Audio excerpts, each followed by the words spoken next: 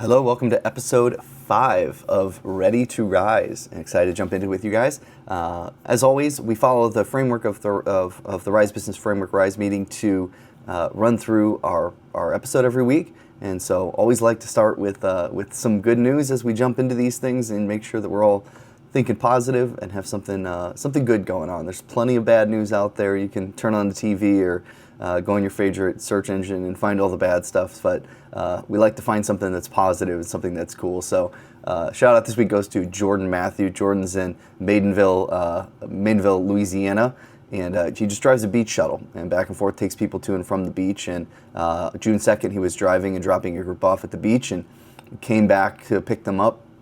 And all of a sudden, when he came back, 3 people came running at him as soon as he came back. Panicked and frantic about what was going on, and so he made his way down to the beachfront and found that there was one of the members of the party had been caught in a rip current, and he went down there and got in the water, got him out, and pulled him to safety. Found out afterwards the reason the other 3 people were having a problem was they didn't know how to swim, and so he jumped in, did what he needed to do. Saved somebody's life, and huge shout out to Jordan on that one. What a cool story! What a way to jump in when somebody is in need. It just reminds us all, a lot of times there's things that come up that aren't our job, that aren't necessarily our responsibility. But when we see a need, we oughta jump in and take the lead. And what a great example there of somebody who was just planning on driving a bus for a day, ended up being a hero and saving a life. And so if we're looking for opportunities, they are certainly there. So congratulations and shout out to you, Jordan. And what a cool story. All right, let's jump into some stoplight reports. We look at this every week. Team will put it on the screen down here for you so you can kind of see the trends of what's going on. Again, the stoplight report for us on Ready to Rise is just a trending report of what's going on as it speaks to consumer sentiment, small business owner sentiment, the more macro trends of the market and what's going on right now. So just a few things to call out. Again, we talked about it plenty last week, so I won't spend any time on it, but the Fed decided not to lower the rates. They decided to stand pat, and they signaled that they might raise them later in the year. So just keep that in mind as you're making your plans for later on in the year. I talked about that plenty in episode 4 if you want to go back and check all that out. Costs got worse, confidence still stuck. May inflation posted at 4.1%. That's a 3-year high, 4th month in a row that it's climbed. We're double our target that we should be shooting for, which is about a 2%. So costs are not normalizing. They're accelerating quite a bit. Confidence is down or flat because people are just not feeling as confident. So you'll see that in the report as well, that that confidence is at 95.3%, should be much, much higher than that. Uncertainty, again, is incredibly high at that 91, where it should be normal at about a 68. The net 36% of owners still raising prices, still looking for ways to get a little bit more out of their business. And so it's just a very volatile structure right now as we look at people's sentiment on things, mixed with the inflation numbers, mixed with owners needing to raise prices to be able to cover their expenses.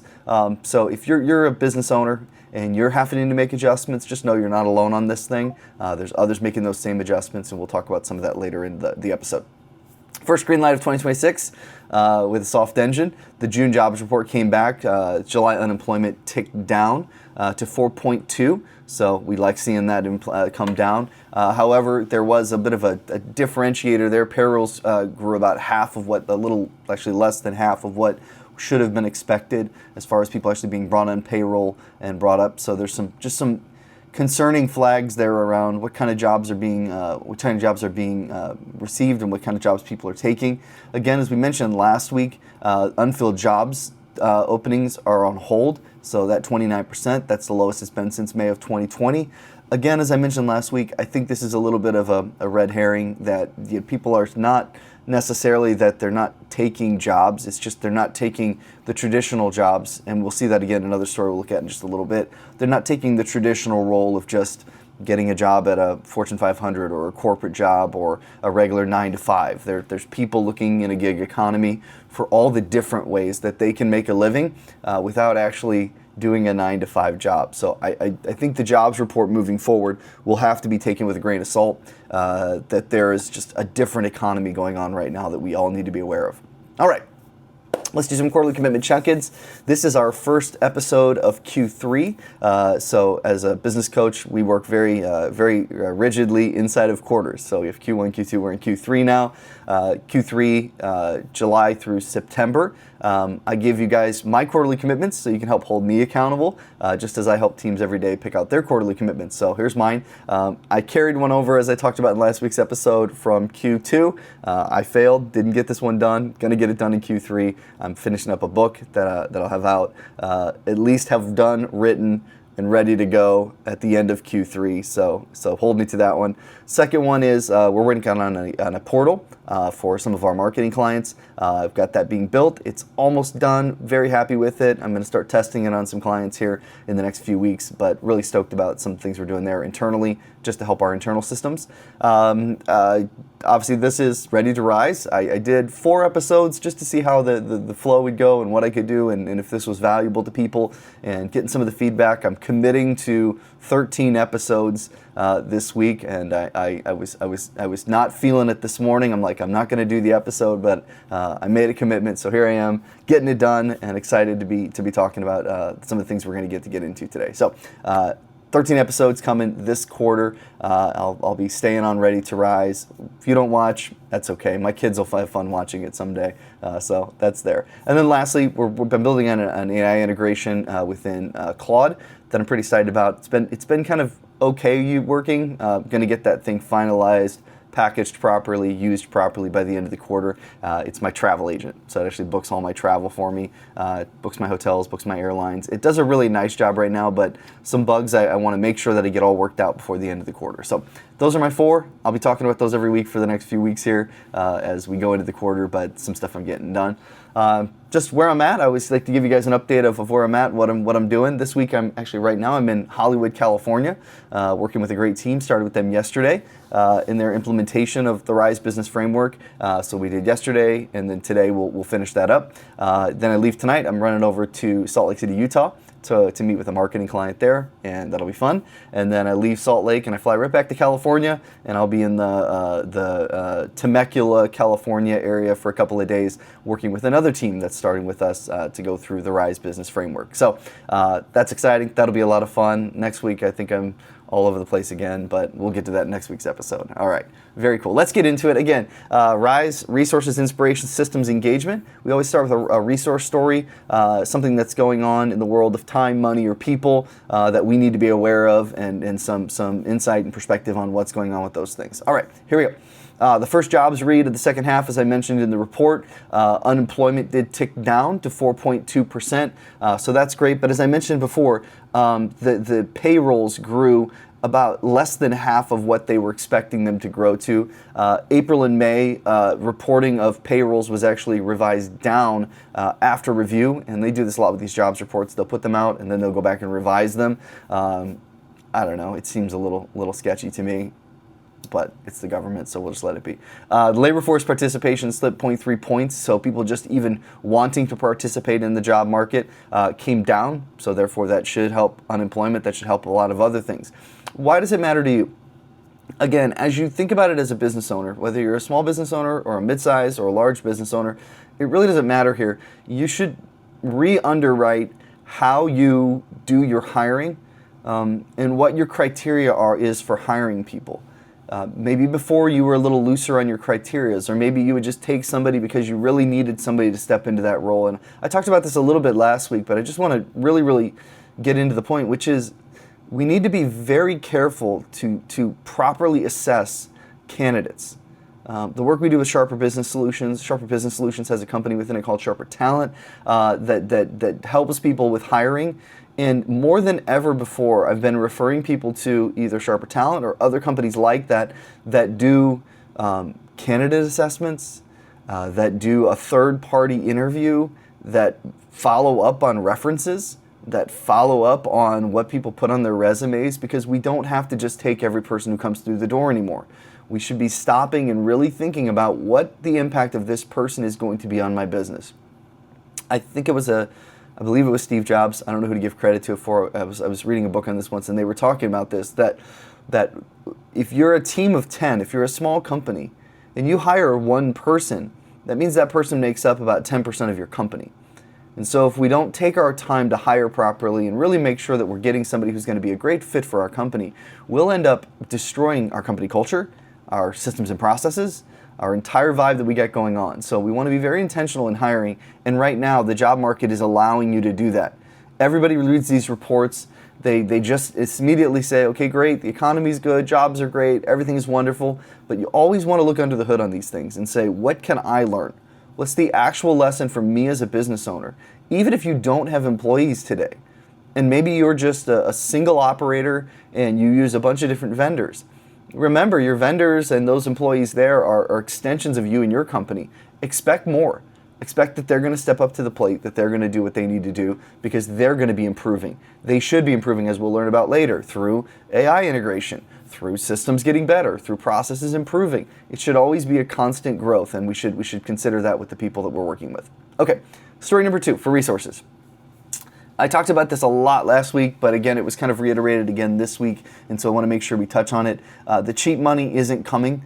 But the pockets, there are pockets that look like they are coming back.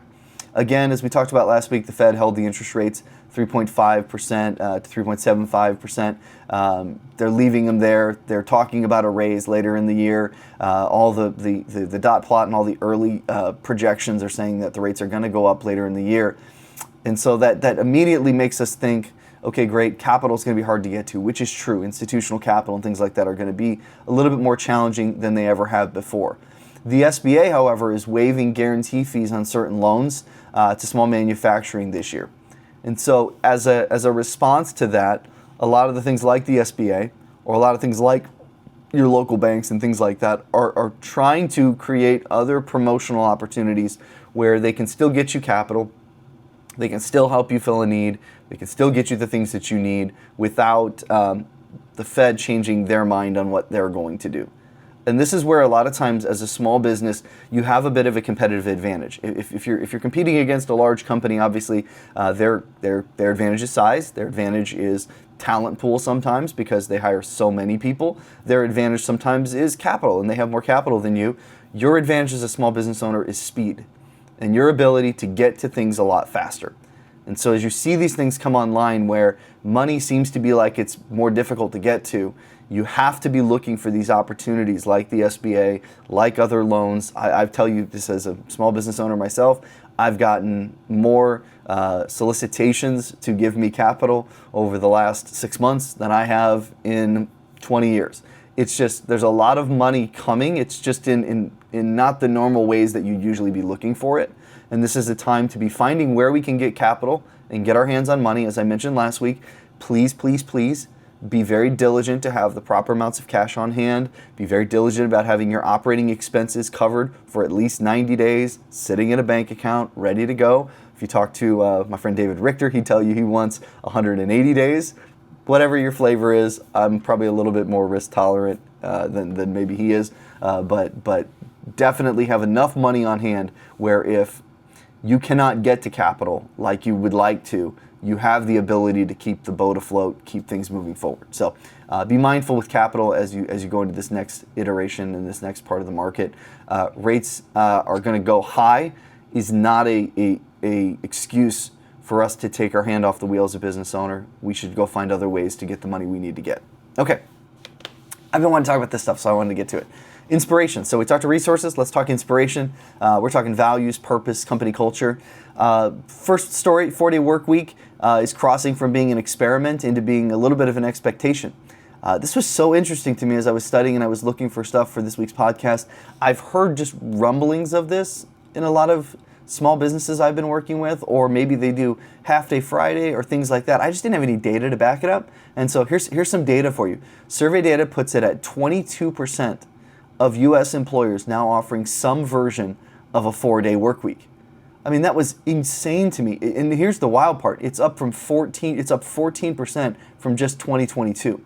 I mean, that's post-COVID, and still people are now more than ever are driving towards a 4-day work week, giving people more time. A LinkedIn survey found that 54% of employees ranked it among the top 3 most wanted benefits. So they asked people, what do you want? And they said, give us a 4-day work week. Now, I think there's a really, really interesting point. I'll give you one more data point. 90% of companies kept the four-day model after a trial ended. So 90% of companies said, let's do a 4-day work week trial. 9 out of 10 said after they got done with it, we're keeping it forever. So let's get a few points in through this. A 4-day work week is on its face as a business owner, feels challenging. It feels very, very impossible.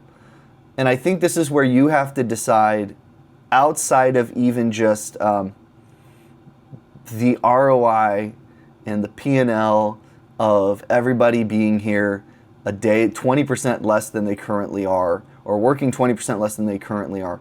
I think you have to take this much more from a inspiration and company culture standpoint, if that's the culture of the business you want. Let me give you an example. Chick-fil-A historically and famously is closed on Sundays. However, Chick-fil-A locations make the most money per location of any fast food restaurant in the country. Why is that? I mean, they could be open on Sundays and hypothetically, they could make a whole nother day's worth of revenue. I know there's times on a Sunday I wish Chick-fil-A were open. I'm grateful they're not. I like the stand they take. I like the point. But the point of it is that was a culture, values, principles, frankly, religious position that Chick-fil-A took that turned into a very ROI positive decision. On its face, it doesn't look like one, and it's not going to look like one for you either. I think you have to decide, if you're the leader of your organization, that look, the culture we want to create is we want people sharp for 4 days versus okay for 5. And decide whether that works for you or it doesn't work for you. I would tell you it is definitely worth some tests. There's a few different ways to test it. I have clients where in the summer, they'll do half-day Fridays. And that's an easy way for people to do it. I have clients where they'll do late start Mondays, where they'll let people start at 10 or 11 o'clock versus the normal 9 o'clock starts. There's ways around this where you don't have to just simply say, guys, we're all going to be closed on Friday. The other thing to consider, especially if you have a larger team, is you can stack your schedules. So you have full coverage 7 days a week. It's just that some people work one shift and some people work another. Be creative here. Think about it. But please also understand that if somebody's applying for a job at your company, as we saw statistically there a moment ago, there's probably a 20 to 25% chance that they're applying somewhere else that is offering a 4-day work week. And if it's not even in your vocabulary or something that you're going to bristle at the first mention of it, you may lose out on some quality candidates. And it's definitely at least worth a look. I'm not telling you you should go cut a day off your schedule tomorrow. I am telling you should probably have a real heart-to-heart with the leaders of your organization, a real heart-to-heart with some of the employees and say, is this something that would be valuable? Is this something that would be beneficial? Is this something we should test and try? So take that for what it's worth. All right. Inspiration story number 2. Here we go. Small business is quietly becoming a place people want to work. I'm so excited about this story. I have seen this on the ground in businesses recently. And same thing as the story before this. I kind of felt it. I just didn't have any statistics to back it up. So I went and found some. So a large majority of small employers approaching, by the end of 2026, forecast it says a large majority of small employers approaching 90% will offer some type of retirement benefits, roughly double the share from 4 years ago. So small businesses are starting to think about retirement accounts, starting to think about 401ks, starting to think about how they can hire people at a small business to start thinking of it as their career, not just a stepping stone to the next thing.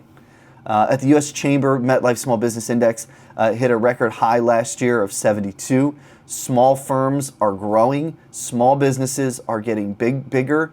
More of them are coming online. There was a great statistic I had earlier. I got to find it real quick. Here we go. Yeah, this was it. Gusto's data recently showed that solopreneurs are out earning similar skilled employees by 25% within their 5th year.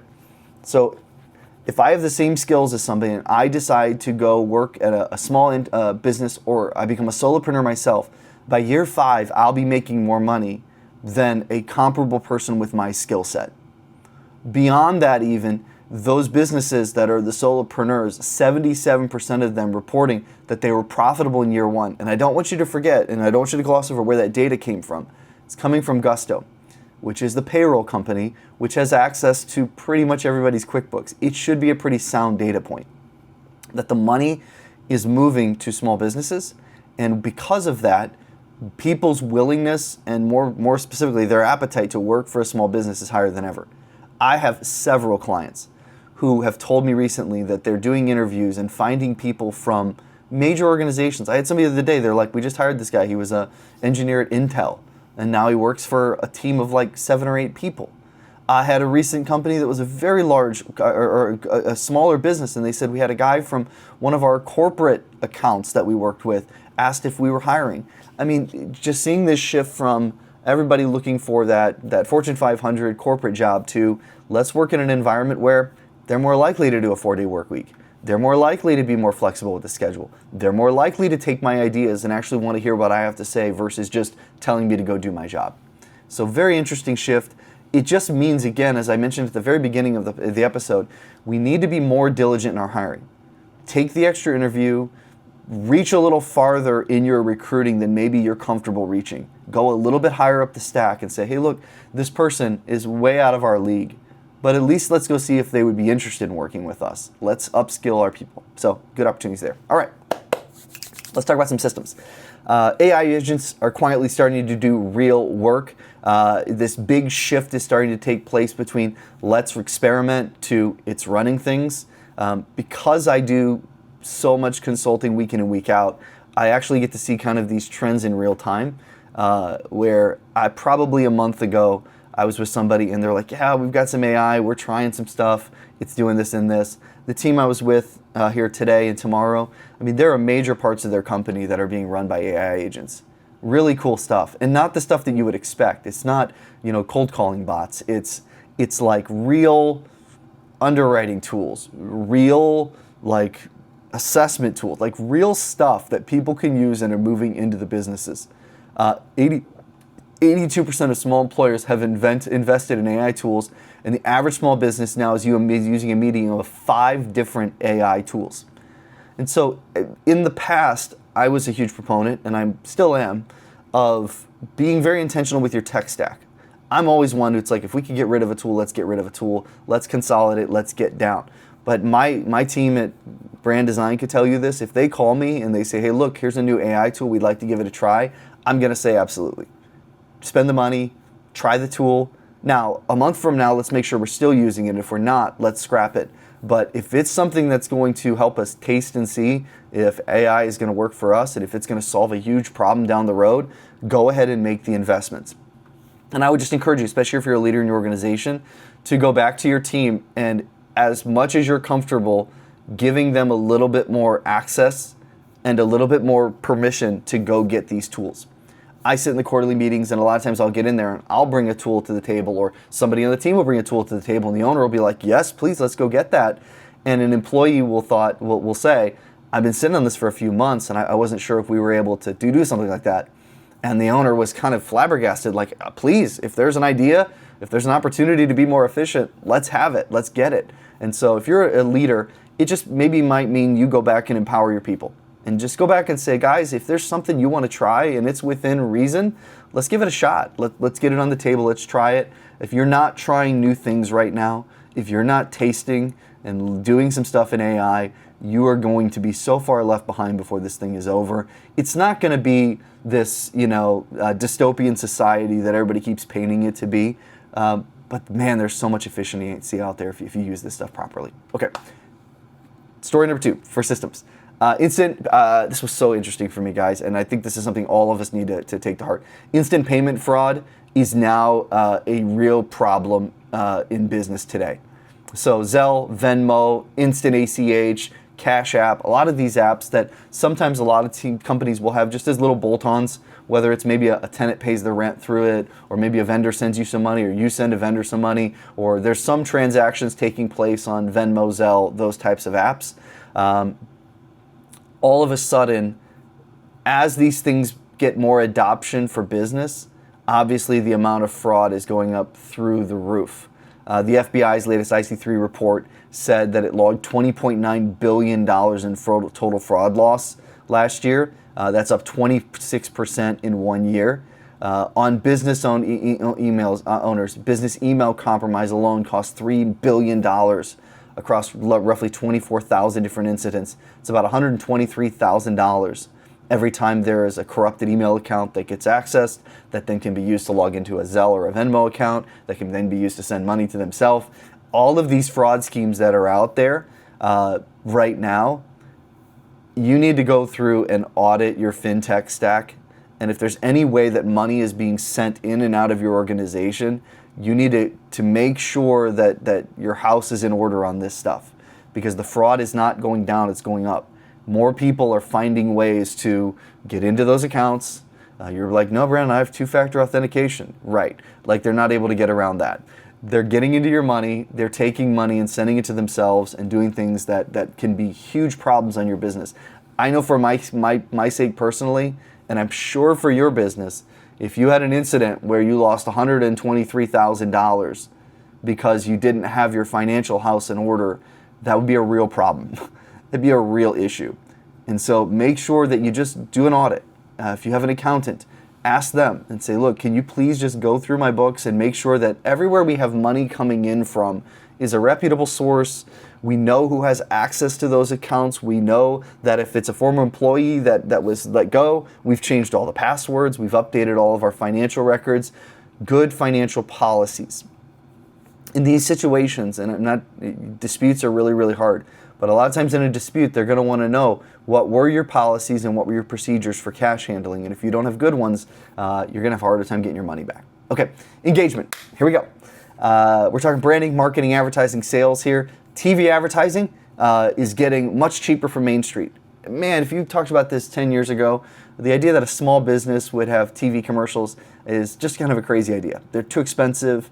They didn't really have a great ROI on them. Obviously, you can't target them, so that makes it challenging.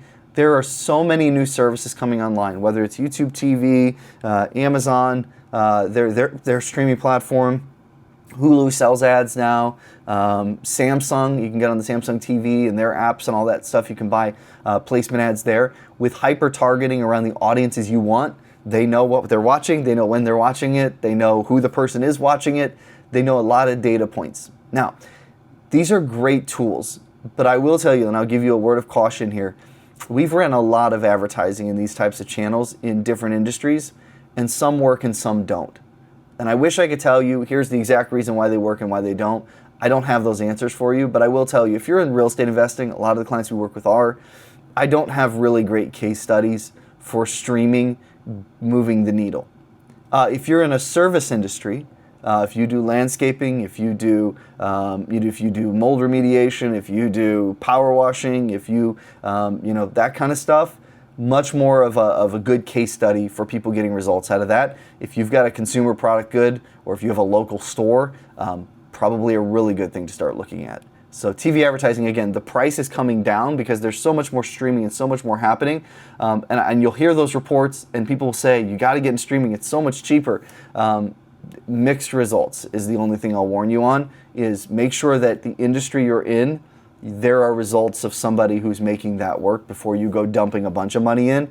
Or as I've said before, maybe take 10% of your TV budget and try it without the same rigid measurable structures that you would put around broadcast or your real channels you're trying to drive. So take that for what it's worth. All right, last but not least, this is so interesting because a lot of companies for years have focused on getting really, really good Google reviews while others have completely forgotten about it.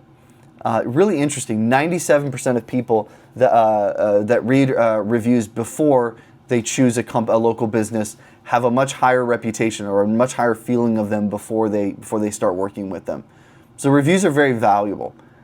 People are looking for reviews of family, friends, people that they know, neighbors that have used your custom company and have seen results out of it. And this is where it's the AI supercharged 2.0 version of it, which is the AI agents now are starting to highly weigh reviews when deciding who to refer to somebody. And so if you have been somebody who's kind of been, yeah, we get reviews every now and then, it's not really a big part of our business, it's not something we really focus on, I would encourage you to think about that again. Figure out a way to get your reviews up. I'd give yourself a quarterly commitment that would say, by the end of this quarter, we're going to have 50 quality Google reviews. Let me qualify. Don't go buy them. Get real, legitimate reviews from real, legitimate customers.